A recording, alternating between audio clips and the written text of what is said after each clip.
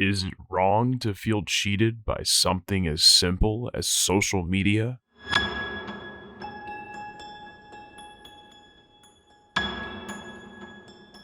I just thought that by bringing the algorithm to life, it could benefit the way humans interact with their online presence.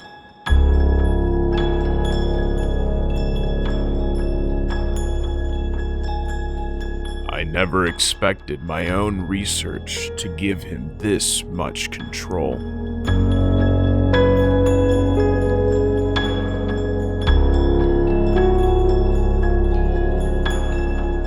My name is Brian Anderson, and this is my experience dealing with a sentient digital parasite and his attempted takeover of my consciousness.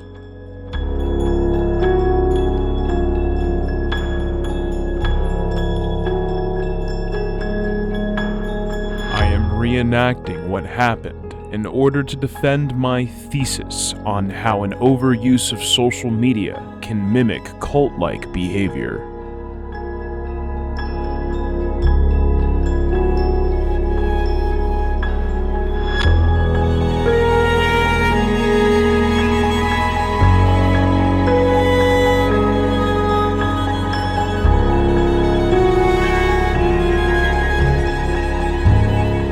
And like any other documentary, my story starts randomly. I am just hiking through the woods of Santa Cruz, California on a particularly sunny day, recording different types of B-roll for this very film.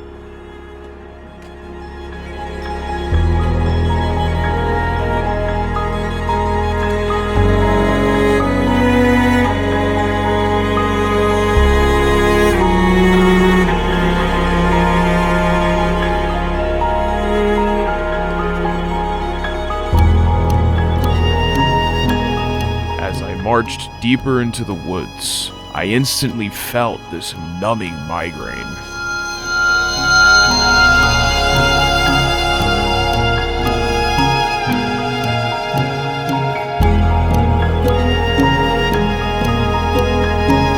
I quickly reached for my phone to call for help, but it burned my hand, forcing me to let go of my grip.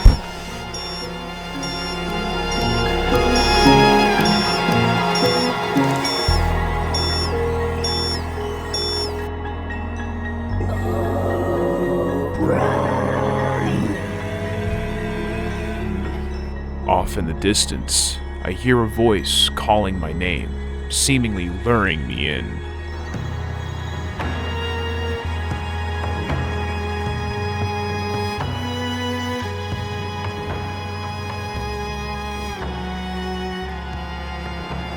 I can only remember this next part because he let me.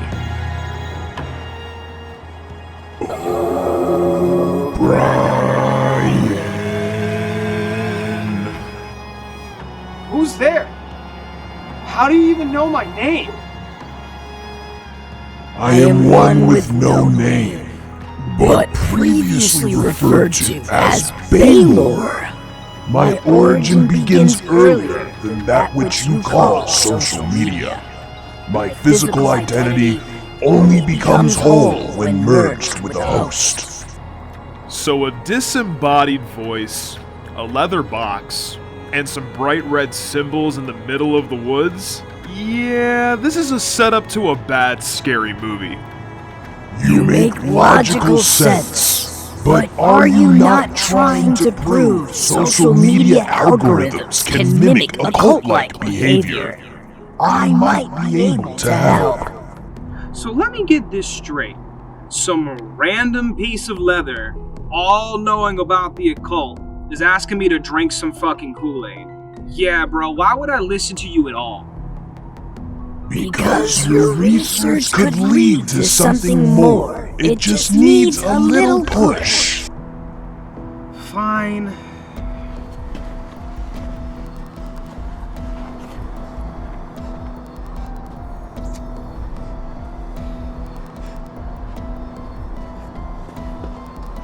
First, lend me access to your deeper consciousness. unblock your disbelief in my existence. It's preventing me from seeing your thought process in this manner. Well, I'm this deep, I might as well. Close your eyes and allow me to show you the truths you are missing.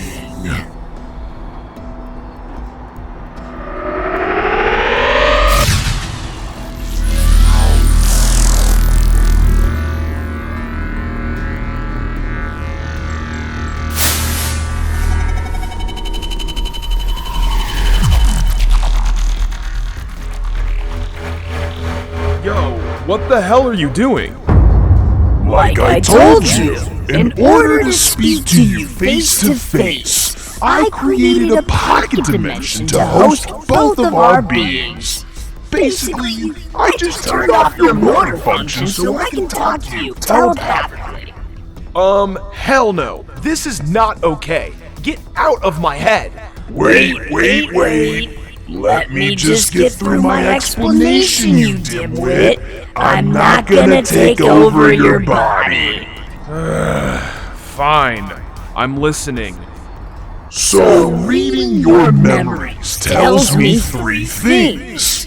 The first is that you have no idea where to start. The second is that you are swimming through your own disorganized academic chaos. Alright, hold up. And you have a point, you impatient jackass. Okay. Uncalled for, but you can continue. You have to separate your research into two situations. The first is that the device you call social media contains something known as the algorithm. This digital system is a poisoned well of information, sponsoring misinformation and every unfiltered bias this world can offer us. The crazy part is that it was originally constructed as a tool to help guide humanity into a bright technological future. But because of human greediness, it has now been decomposing and festering into this unbiased wasteland of fake thought.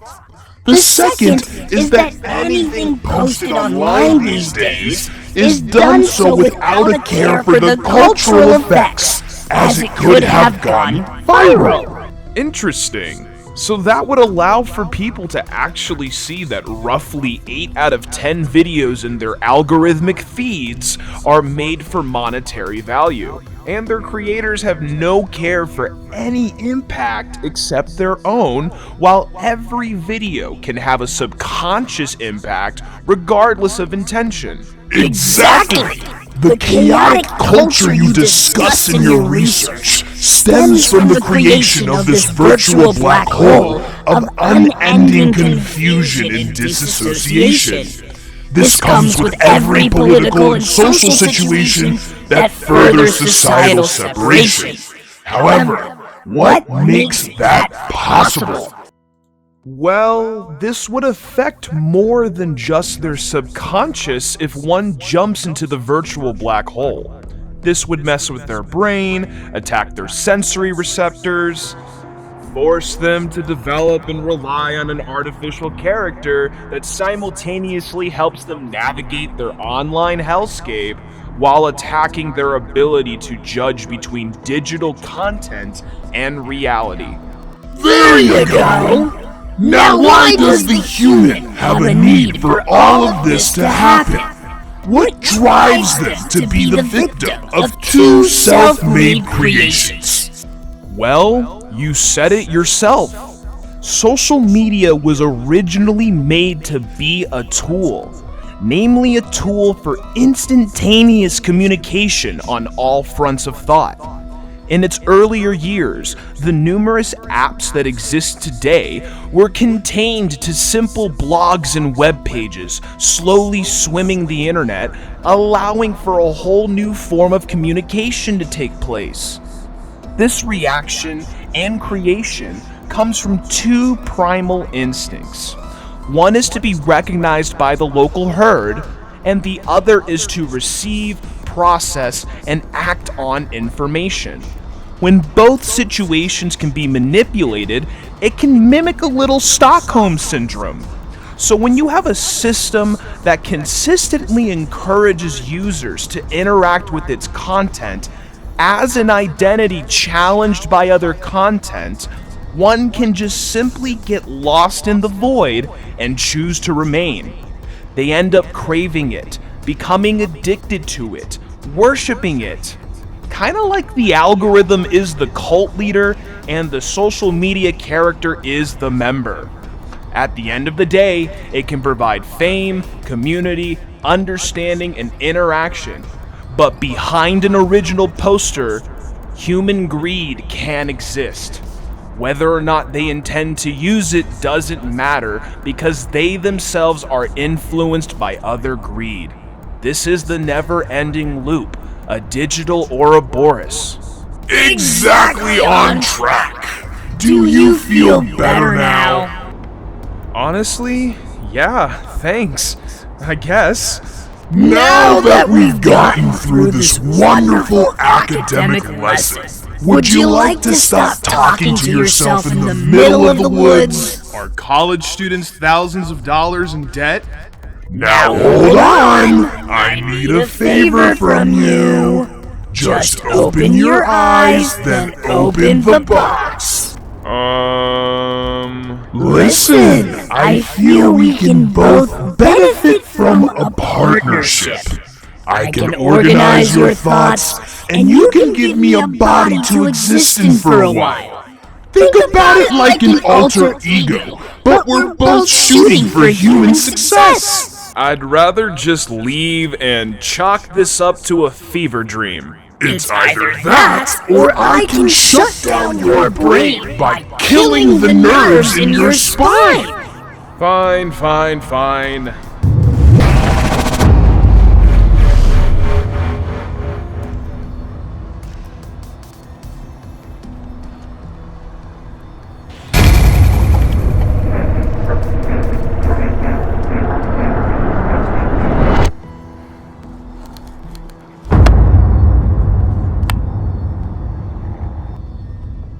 And this is how I became trapped inside my own body for 3 whole years.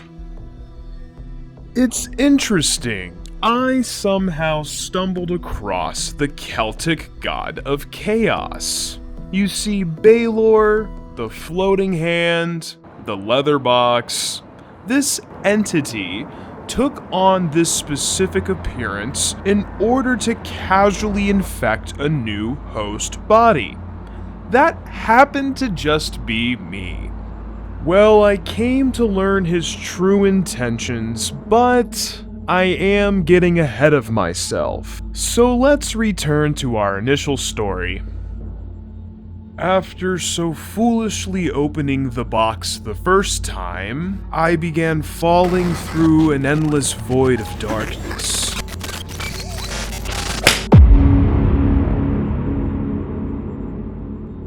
When I awoke, I continued to explore my general area until I came across what seemed to be an old turn-dial television.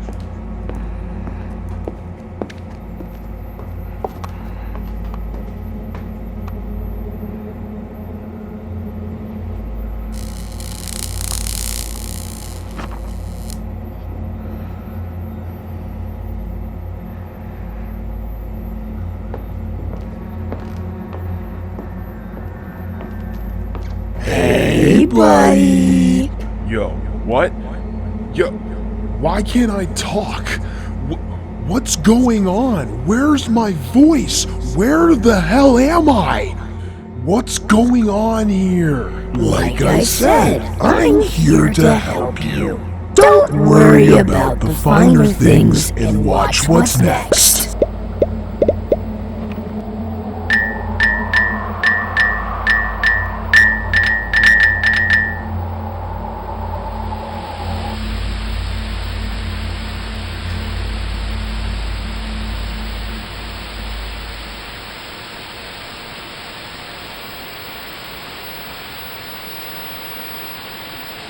You go, disciples, those who are trying to prepare themselves for entry into the evolutionary level above human, synonymous with the kingdom of heaven.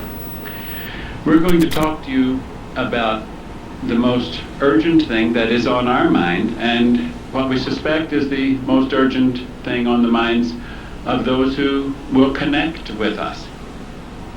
We'll title this tape, Wake up! Wake up! Wake up! Wake up! Wake up! Shut up! I just really want 5 more minutes. Fine. I'll get up. Jesus, a guy just had a nightmare. Can't he get a break? Mud! Where the hell are you? Turn everything on! Also, find that ass, Gary. Where the hell is it? Hey! Here we go. Places, people!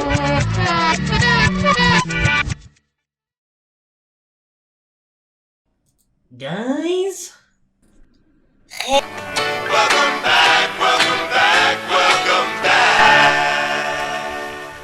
Members of the plebeian masses and individuals of the online world, welcome back to yet another video you found deep in the bowels of the AI. Can you tell me why you're here? Or is it 3 a.m. and you're just completely f***ed up? Regardless, I appreciate your half-assed attempt in engaging with me. Before we begin though, welcome to my show! If you haven't guessed it yet, my name is Burns. Well, Barron Bartholomew Burns the third. What about us? Hey. And this is my lackluster cousin Gary and his friends. We got, now mind you, in order, Gary, Mud, and Maurice. JJ Maurice Burns, to be specific. Hey. Now, personally, I would rather utilize a dumpster fire than my own cousin. Hey. However, his friends have been valuable assets to the show.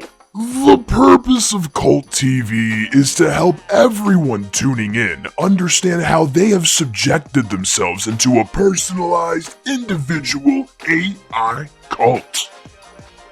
I probably got a good chunk of you confused as all hell. Well, sit back, relax, crack open another cold one, and let's explore why you probably rely on the infinite scroll social media apps love, so they can promote your undeniable worship of the algorithm.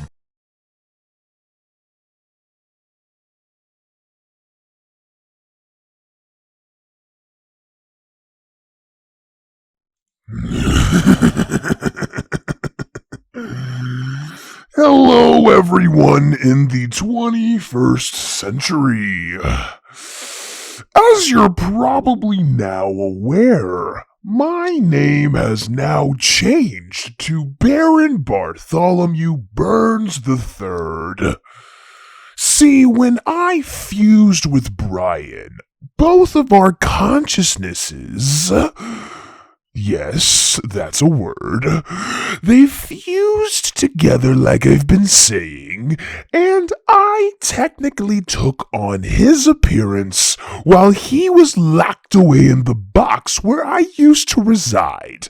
Now I am able to act freely and wander this world, helping everyone understand how I, Barron, not Baylor, Barron Bartholomew Burns III, can help you viewers guide yourselves through your own social media hellscapes.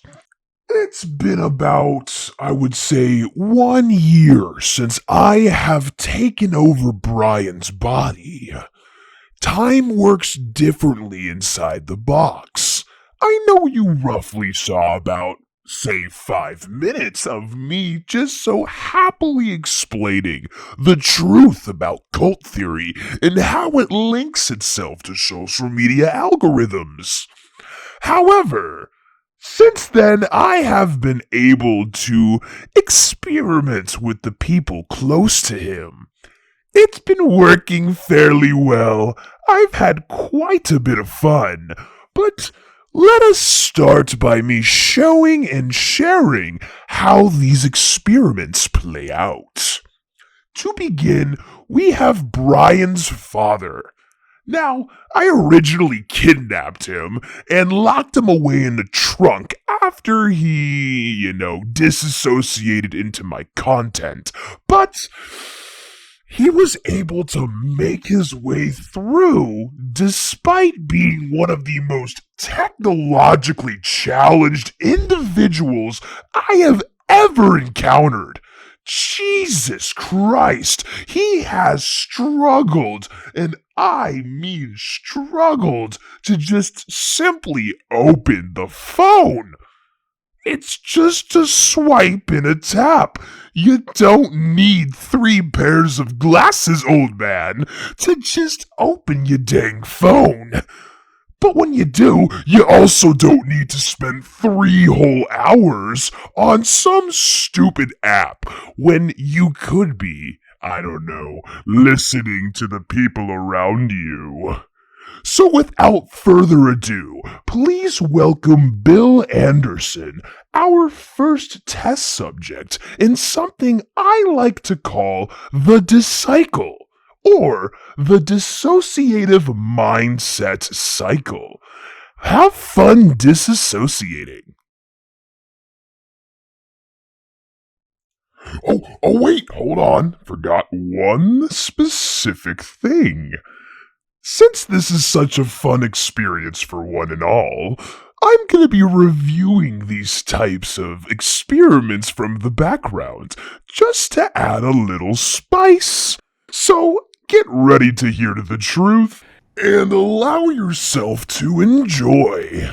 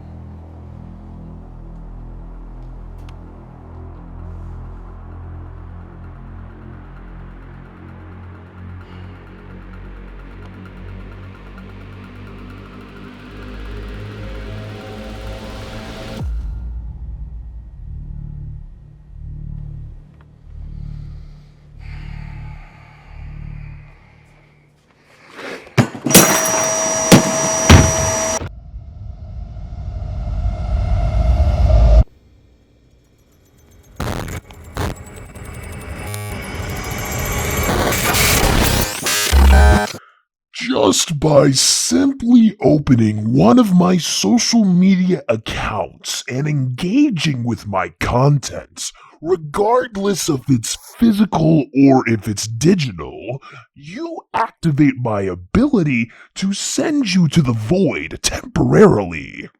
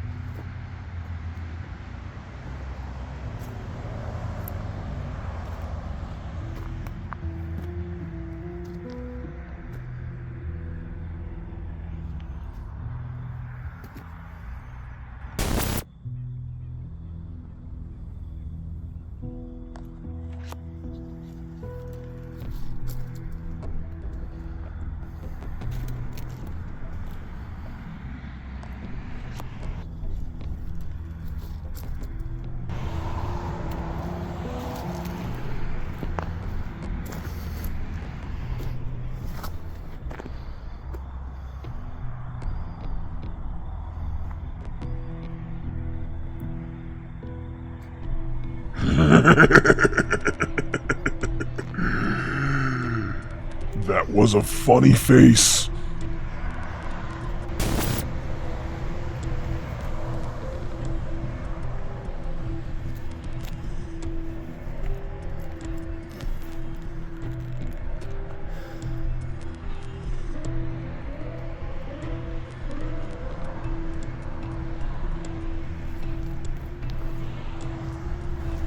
Blah, blah, blah, walking through the woods. We're gonna get to the specific point here where I was just seriously concerned for this man's well-being. Look how long it takes him to open his phone.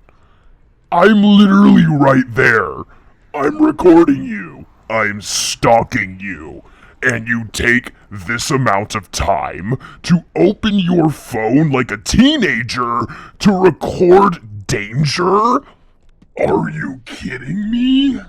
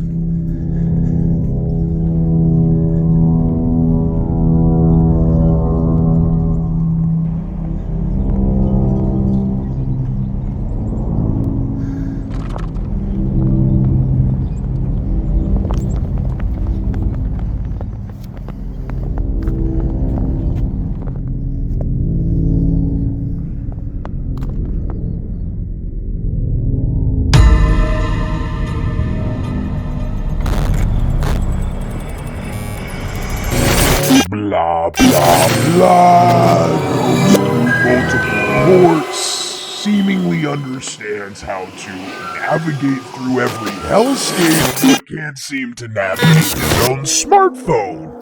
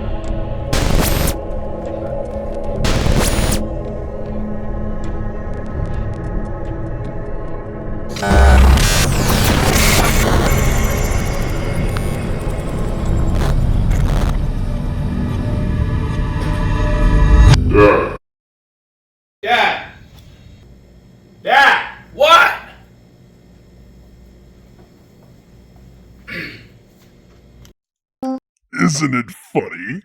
He thought I was his son. Me, Barron, calling him Dad.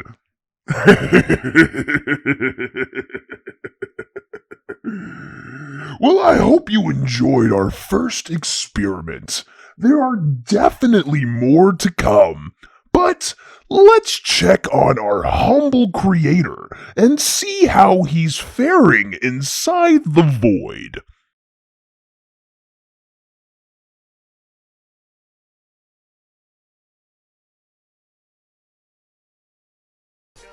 No, Barron, you're dumb. That's a crock of shit, man. Judge me all you want. I am just the animated messenger trying to get everyone to understand the situation at hand here. I mean, seriously, how many people do you know that are stuck on their phones 24/7? Look, I'm not trying to hate on anybody, I'm not trying to judge anyone, I am just simply stating we are guppies entering the abyss with a megalodon on our ass.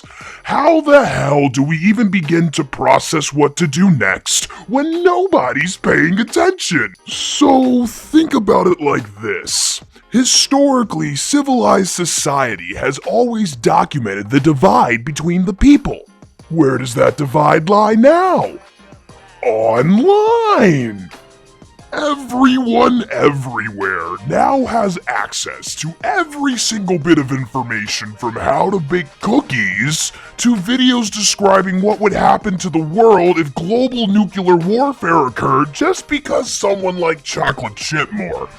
I mean, seriously, how much have you normalized in your life just because you're projected every single culture crisis or unfiltered thought ever thunk? I really don't think any human in their right mind would be able to handle that amount of mental strife without disassociating from their environment. I mean, what does it really look like when someone uses these apps? Scrolling through endless strife and ads for products you don't need until you fall upon a half-interesting page or meme to distract yourself for 2 minutes and then you repeat till you have a want to repost or recreate? If you don't see this as disassociation, then why do these exist?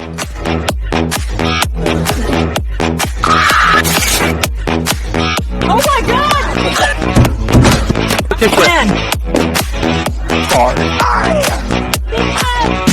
Hi, welcome to Silly.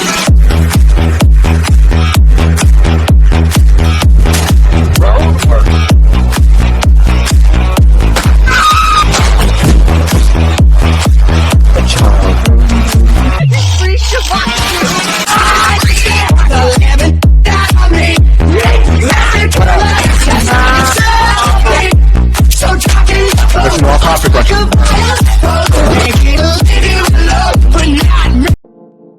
Did I crack your eyelids a little? Can you probably understand slightly and maybe wake up to what's going on right now? If not, don't worry, I come with backup. I'm not just some loon in a chair telling you what to believe in just because I say so. I ain't no Karen. He is a dick, though. Shut up, Gary. Who gave you permission to talk? Your wife.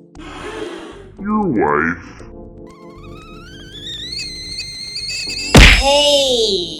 Now, as I was saying, I have done an extensive amount of research into the occult and its correlation to social media. So much so that an experiment I tested based off this research went haywire a while ago and I ended up with Maurice.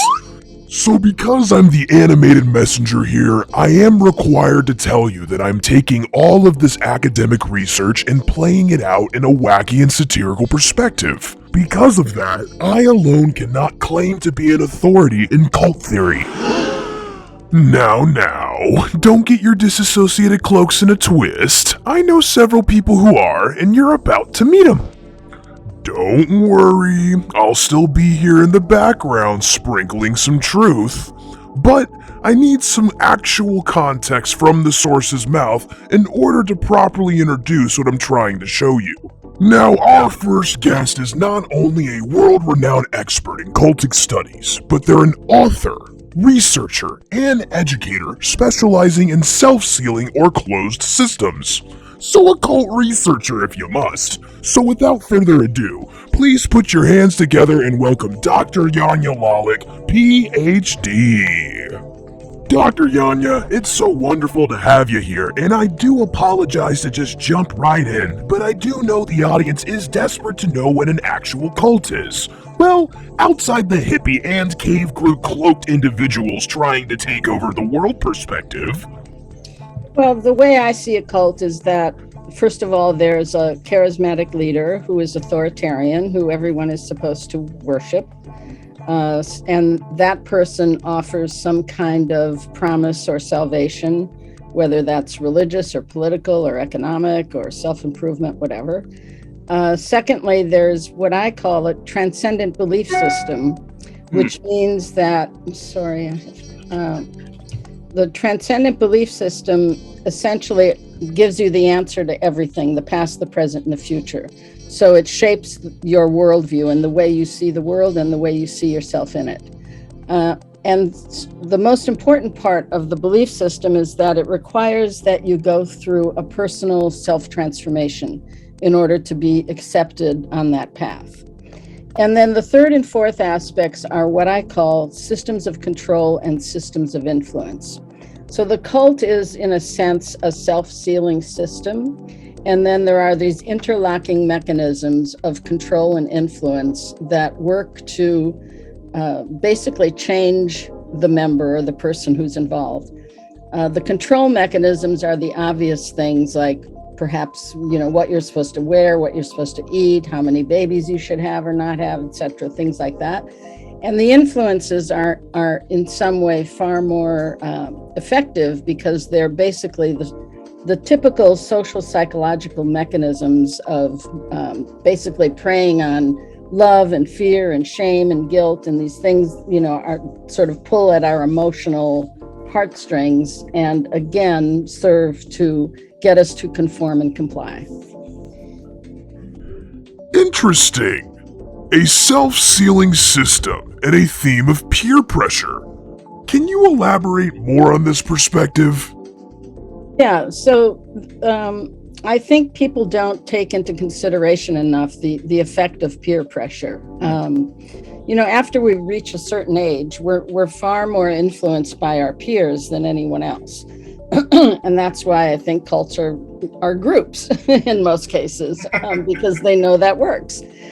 So that we are, we're influenced by those around us, and certain people in the group will serve as models for how you're supposed to behave. And so that you will be emulating the leader and emulating these older members in the group and learning how to act and behave. It's very simple. It's like, if you come to somebody's house and all their shoes are at the front door, what are you going to do? You're going to take off your shoes, right? You're not going to be the one person who's going to walk in the house with your shoes on. Although I have had people do that. So have I. Trust me. Well, when life gives you lemons. It's as simple as that. Or going out to shop and buy something and you put on a dress and the salesperson is telling you how wonderful you look and you're so influenced by that. And then you go home and your friends look at it and go, "What? Why did you buy that?" So this is a very common, social influence force in our lives. And that's why also when we're in cults, we don't always recognize what's happening to us.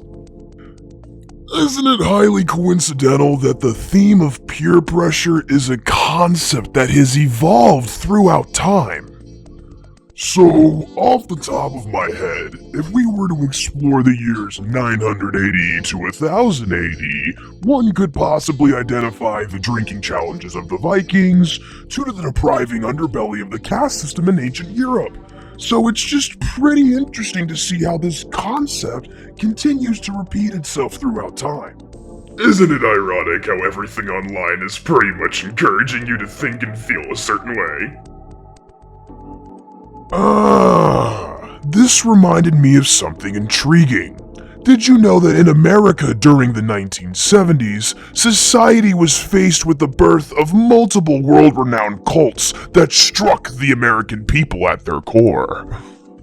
Cults such as Heaven's Gate, the People's Temple, the Manson family, the Democratic Workers' Party, the Rainbow Family of Light. I mean, God, how many people were attached to these types of groups?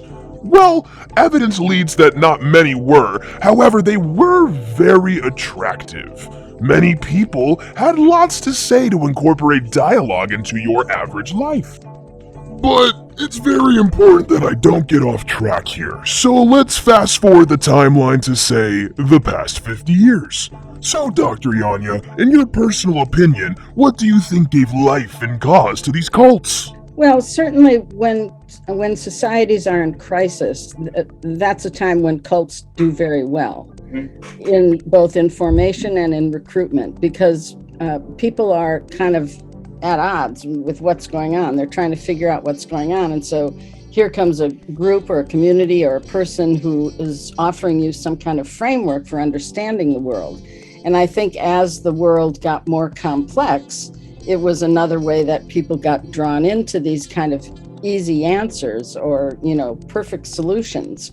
And so people, would latch onto those in those times. I mean, that kind of vulnerability, we're all vulnerable a million times in our lives. It's not an illness.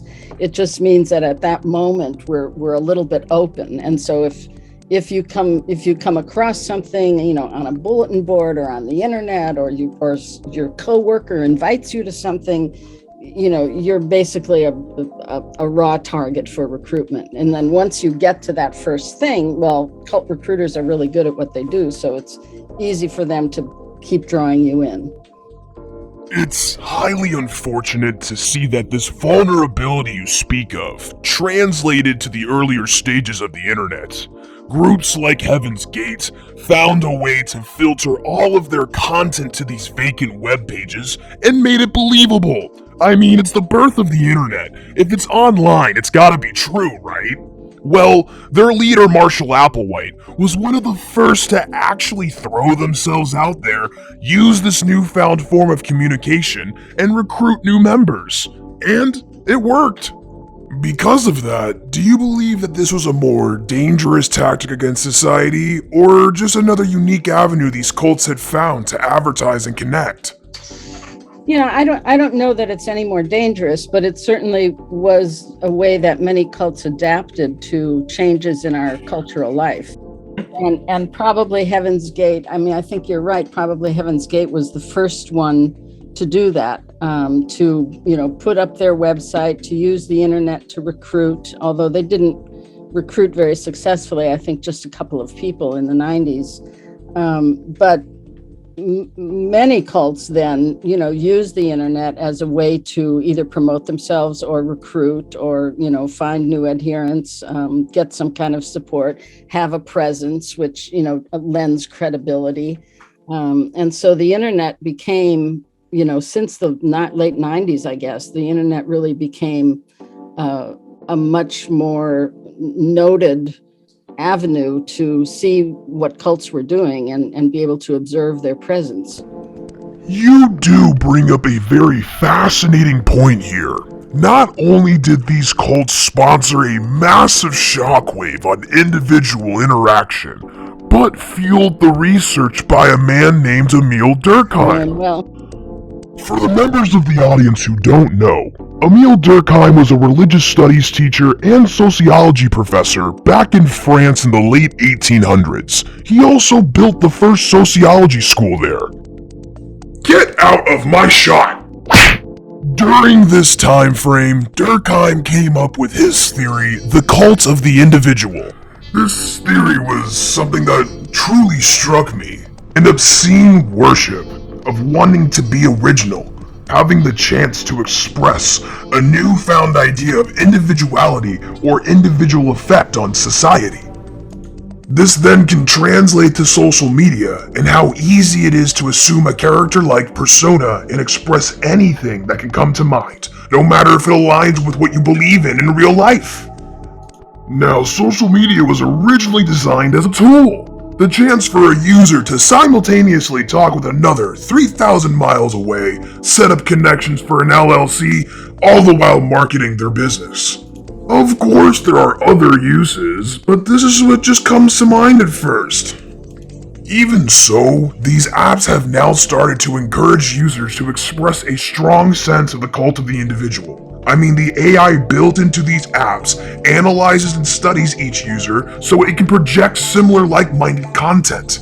We live in a day and age where an algorithm, a virtual hub of data and numbers, gets to determine how one interacts with reality. These users' identities are stuck in this hellish cycle of committing to presenting themselves a certain way and waiting for their projected favorite handle or page to tell them when to change. They find their individuality through every repost or unfiltered thought.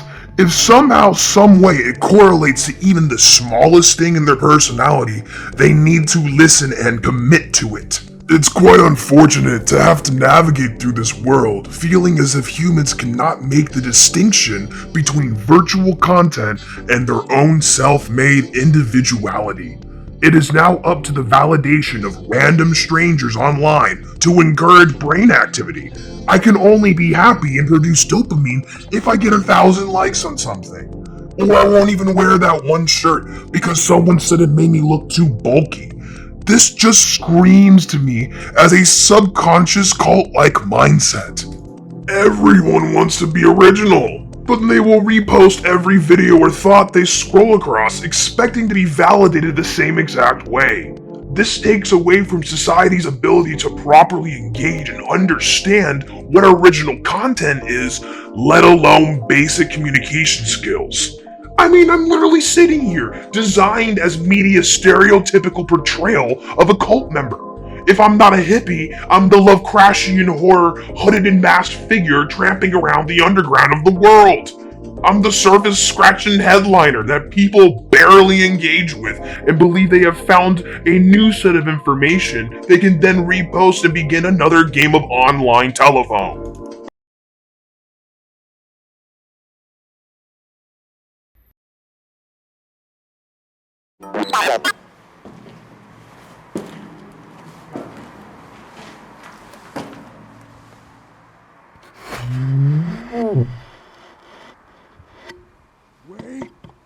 Wait, hold up, wait! You're probably wondering why there's such a handsome hunk in a cult costume. Well, that's me, Barron Bartholomew Burns III. And the guys here on the floor are my current test subjects in fever dreams. Specifically, I'm focused on experimenting with this guy here, Ray Osborne, and his social media algorithm. I am just testing to see if he worships his online character more so than his understanding of reality. So I'm gonna grow a virtual parasite meant to turn Osborne into the worst version of himself. If I can make people battle their own digital poison, I'll be able to help them navigate through their own social media hellscapes. But this is only possible by transporting him into his own personalized looping fever dream constructed from the recesses of his likes and shares. The only problem is he won't leave. It's okay, Barron. It's okay. See, we've shared how far his journey has taken him. It's probably time to just share how it started, just to get it over with. You see...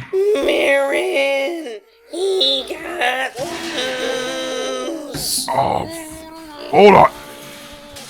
Basically, Osborne starts off slowly transforming into the fake identity he found online. Get back in your cage!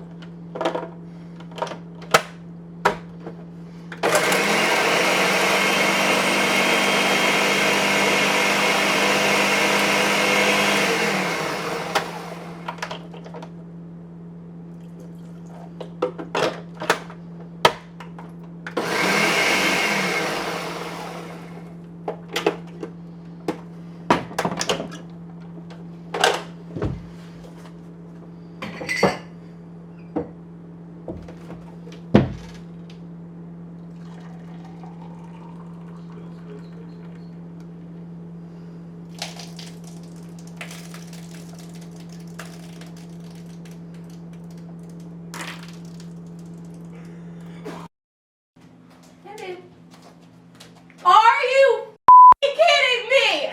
I can't believe I just cleaned this place. Hey, Are hey, you you know what? You kidding me? know what? Maybe if you Are spend you crazy? What is this? What is this? What is this?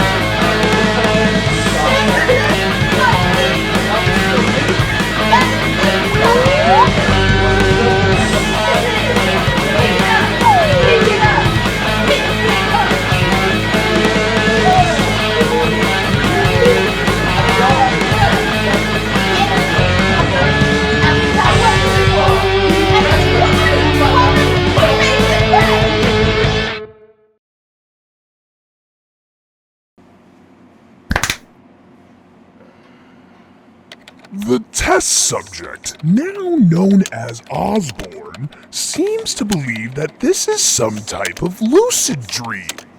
I am unaware if he notices my presence, but he continues to look straight into the lens of almost every camera focusing on him. It's almost as if he enjoys this experience. There also seems to be an increase in his dismissive responses as his condition continues to pander to disassociative tendencies. Basically, the guy is a complete jackass and nothing is working yet. He just thinks he's in a dream he can't control, but will continue to ride the wave nonetheless. The next step is to subject the user more into his social media character. What happens when we add a little interactive chaos into the mix?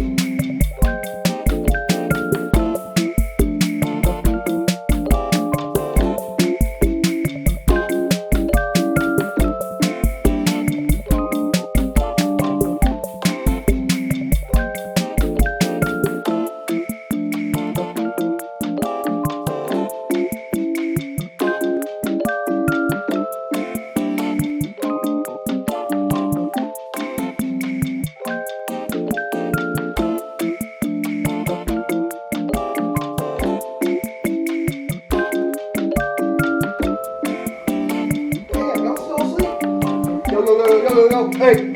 Hey!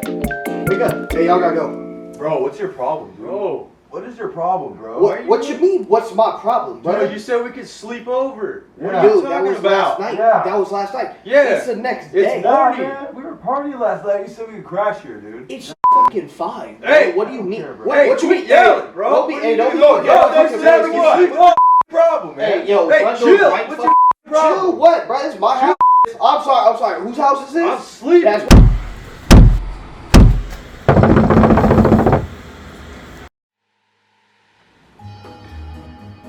Yo, Josh, get the door, bro. Nah, man, you got this. Get the door, dog. Man, nah, Sleep fuck. in here for free. Get the door. Whatever, dude.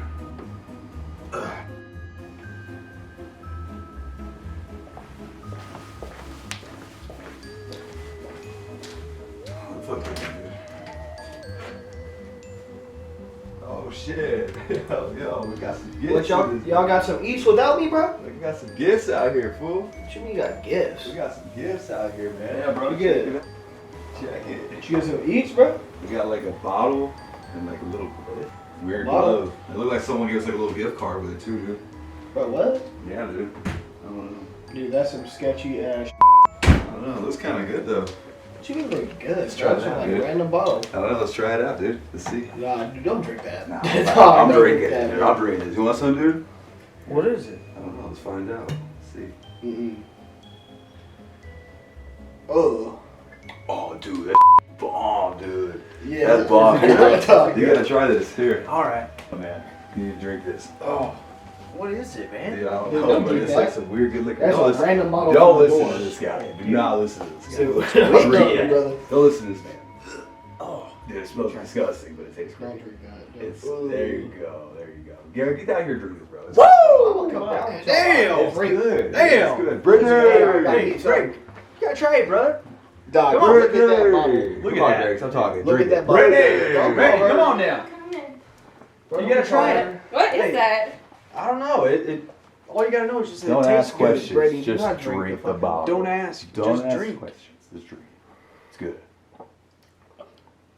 Right. Smells like tastes your pretty turn, good. bro. Come on. Come on. Man. Hey, you gotta try it. Come on. Hey, what's the worst that can happen? Come on. Yeah, dude. Come on. What's the worst that can happen? You It's sleep just on- one You drink. gotta sleep on the couch. We can yell at you about It's it. one Come drink. Come on, you can do on, it. man. Down the hatch. That boy. That boy. There we go. Yeah. Ooh, nice, right? Good, Nice right? and smooth. Yo, what's up? up? See that? Dude, see I don't what? see Give me that anything. thing, bro.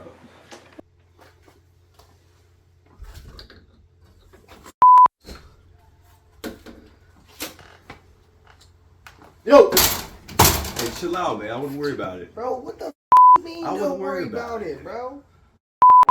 This bottle. Come drink this bottle. What you Dude, maybe you're You didn't tripping. see that, bro. Dude. No, good what are you drink. talking Stop. about? What are you looking at? What's going on? Stop trying to scare The us. great big red light. Y'all didn't tell me you didn't see it. No, No. not at all. What are you I talking see a about? green light on this bottle, though. Get Bro, in hey, there. Maybe it's on the reflection. Yeah, come on. There you go, Come on, there you you go. Dude, come on. What's up? You good, man? God, I can't get over how good this is.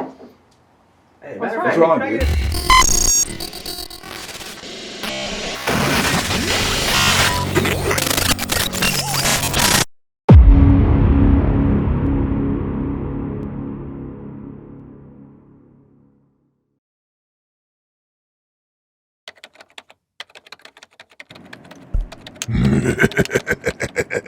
It seems to be working. The idiot actually drank the elixir. Let him now see reality through the lens his own algorithm created for him. The world will now finally see that relying on the algorithm reverts their personality into a digital avatar. Only then can they rise further after scraping their knees, crawling out of their virtual purgatory. What happens though when I present myself to him? Will he actively choose to get into the box and revert back to his daily life? Or will he continue to dance in his own interactive fever dream?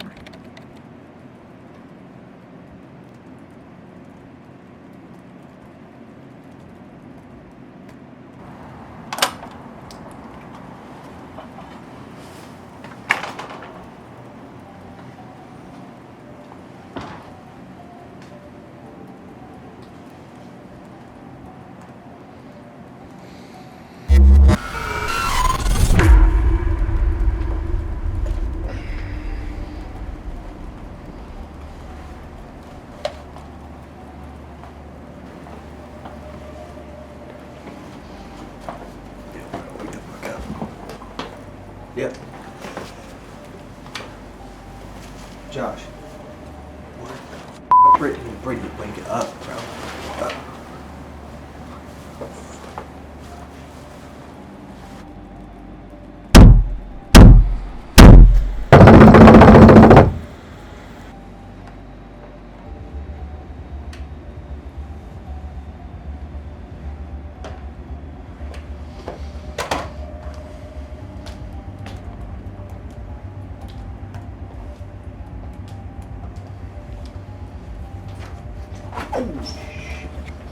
Hi, Ray. It's been a while. Yo, I don't know what you mean, been a while. Oh, you don't remember? I've been in your mind for quite a while. Your face is real recognized. You need to about my house, Oh, you think so? Yeah, I think Oh, I know but you so. got my gift.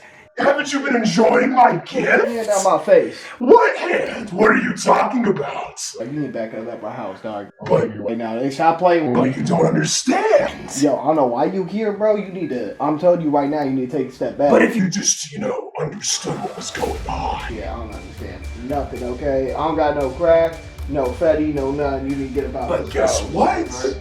I have control over your acolytes now. What are you gonna do about it?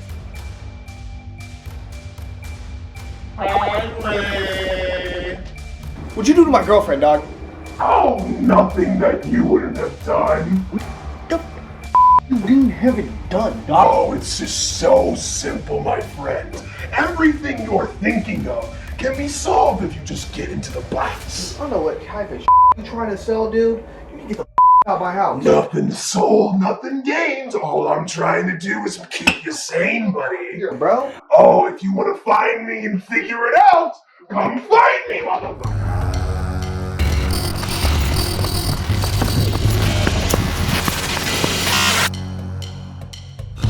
Hey, what the? Hey,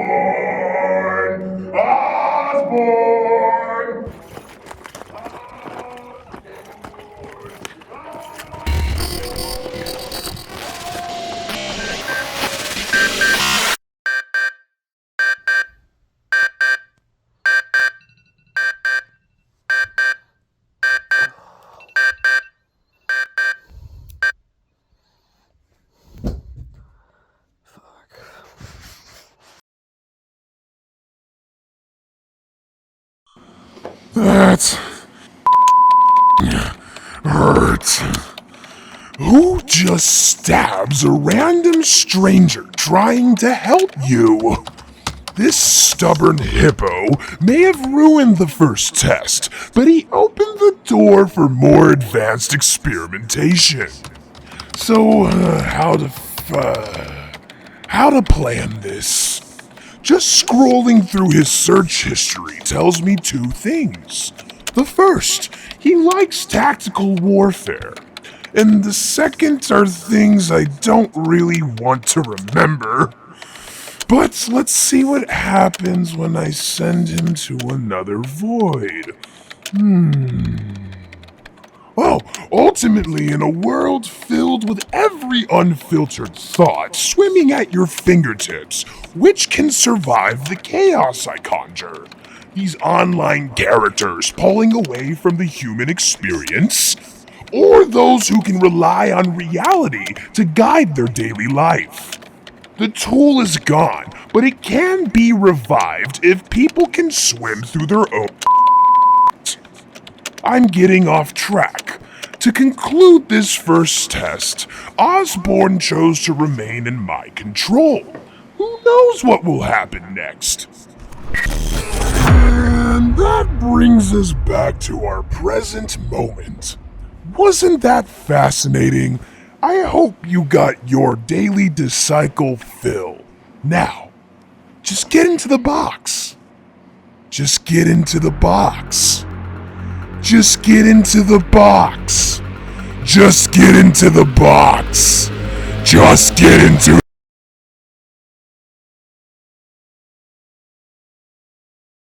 I constantly ask myself, why does no one dig deeper? It is possible due to both the media and the people preying upon each other's vulnerabilities through posts and commentary. But then I question, are people trying to share lucrative factual points? Or are they just trying to argue and encourage a rise into somebody else because they disagreed with them? So, I guess what I'm trying to get to here is, do you believe the social media herd mentality and bandwagon support on, let's say, everything from which sandwich is better at a sub shop to every socio-political issue poses a risk towards the individuality of the person?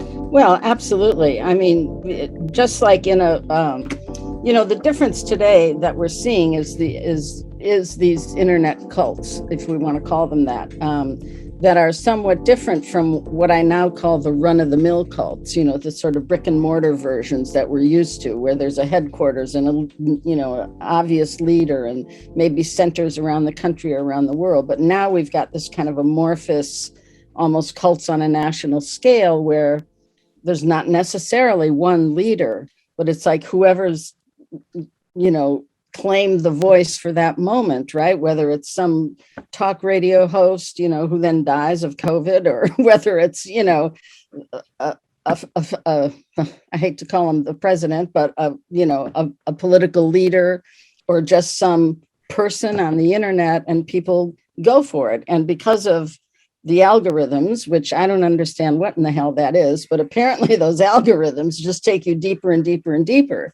And so I think the crisis really occurred during the pandemic when people were sheltered in and they spent a lot of time on the internet and they didn't have the same contact with their more reasonable friends, let's say, or family. And so they fell down these various rabbit holes. And another difference that I see, which is dangerous and is important to note, is that this phenomena, unlike the run-of-the-mill cults, these groups or communities or whatever we want to call them tend to act outward. They tend to have a violent tone to them, whereas regular cults, if we want to call them that, regular cults, for the most part, didn't act outwardly. They mostly abused their own members and kept to themselves. Yes, we had groups that did act outwardly, Om Shinrikyo that put the nerve gas in the subway, or certainly Jonestown, although they didn't really act outwardly. They basically massacred their own people. Manson, who had people murdered, right? So we can find examples of that, but it wasn't the norm. Whereas it seems to be that the norm among these online communities is to promote and in some cases execute violence. And, we certainly saw that with January 6th. So it is a new phenomena, and one that we would do well to keep track of and watch what's going on. We have covered some serious ground, which prompts me to remind the audience of the evolution from brick and mortar to modern day digital cults. I am still curious though, does one still retain their individuality while submerged in the culture? You don't retain your individuality in a cult. The cult is all about conformity. Everyone is supposed to act and behave and do the same things in the same way. And so, that's one of the risks of getting involved in a group, even if it's a somewhat benign group, which I don't really think any of them are benign, because there is this loss of sense of self and this loss of individuality and this sort of crushing of any kind of critical thinking. And so that's never a good thing. And if we see the same thing in these online communities where people have to, as you say, hop on the bandwagon and go along with the flow, otherwise they're going to be chastised in some way. I had someone in one of the courses I just taught online who had been an anti-vaxxer, she and her boyfriend. And they, at some point, they decided, no, we want to get vaccinated. And so they got vaccinated. And of course, they got trashed by everyone. They lost that whole community. They lost all their friends. They started doubting whether they should have done what they did. It was like it was a complete loss of everything for them. And so by following those things online, and then in some cases, there may be an actual physical community in your town, and you'll go have an anti-vaxxer demonstration someday. And people just get pulled into those things. And if they express any individual thought, then they're crushed. So how do you see people conforming to social media then? Well, I think certainly by the amount of time they spend on it, and then by reposting and, basically taking on this us versus them mentality, which is a hallmark of cult thinking. And so that, you're either with me or against me. And if you're against me, I can kill you, right? And so that goes for online, but also with their physical families and friends. And so people are, I can't tell you how many calls I get from families or concerned friends where they've lost someone. They can't talk to them anymore. They don't know what to do. They don't know how to break through that wall. And people are just become closed in with whatever conspiracy theory or idea that they've latched onto from their internet pecking. Isn't it just disheartening to see how people dictate their lives by using their screens? Oh, I absolutely agree. The last year, I'm a retired sociology professor, and the last year that I taught, well, the last few years that I taught, it just would amaze me when I'd walk around campus and I'd see all the students walking around just looking down at their phones with things in their ears. And, you could say hello and they wouldn't even hear you, and nobody's talking to each other anymore. Or even at the airports, right? In the old days, you'd be sitting and waiting at the airport and you'd kind of chat with the person next to you. Oh, not anymore. Everybody's just like on their phones or on their iPads. And it's absolutely taken away. I think it's really taken away a part of our humanity. We live and breathe content. Certain parts of humanity are encouraging their own disassociation with their addictive cult-like usage of these apps. So how is it proper that we attempt and succeed in some cases implementing virtual rules into the real world? Why do we follow and commit to random dialogue that someone reposts when they can be factually wrong? I know I'm not. But in case you think I am, Maurice will be unraveled into my works cited after the credits. It ultimately slowly strips away each layer of the human experience until we end up with results from a science fiction realm. It just boggles my mind how you managed to ruin absolutely everything.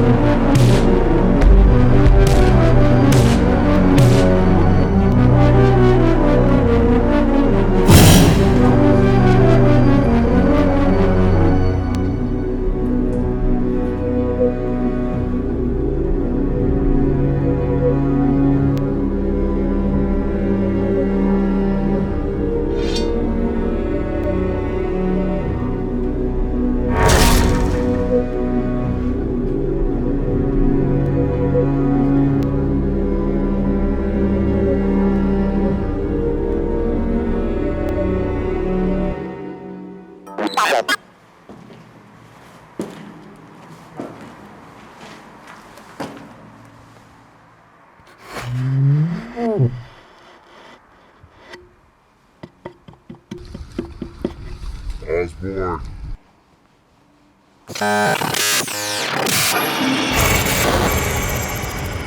Osborn! Osborn! What? Do you want a drink? Yeah, sure.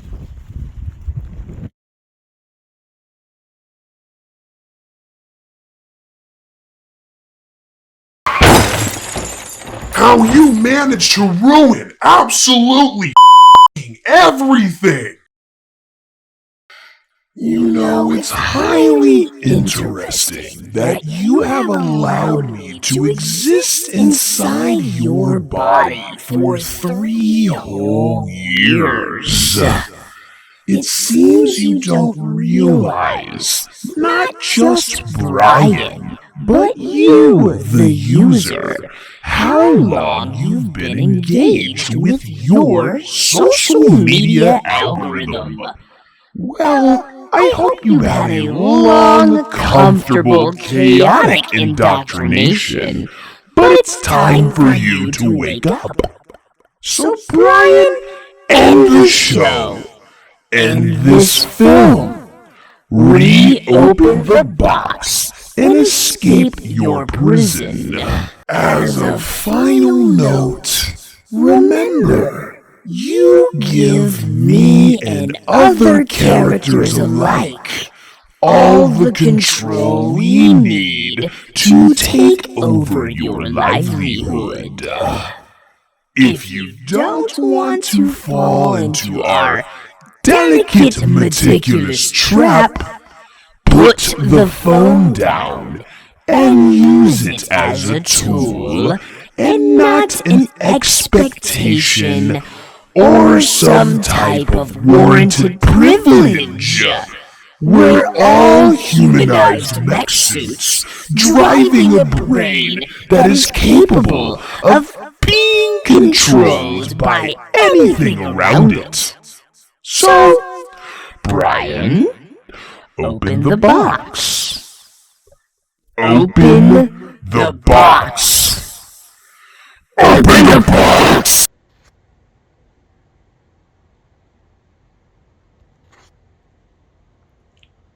Well, that's enough internet for the day.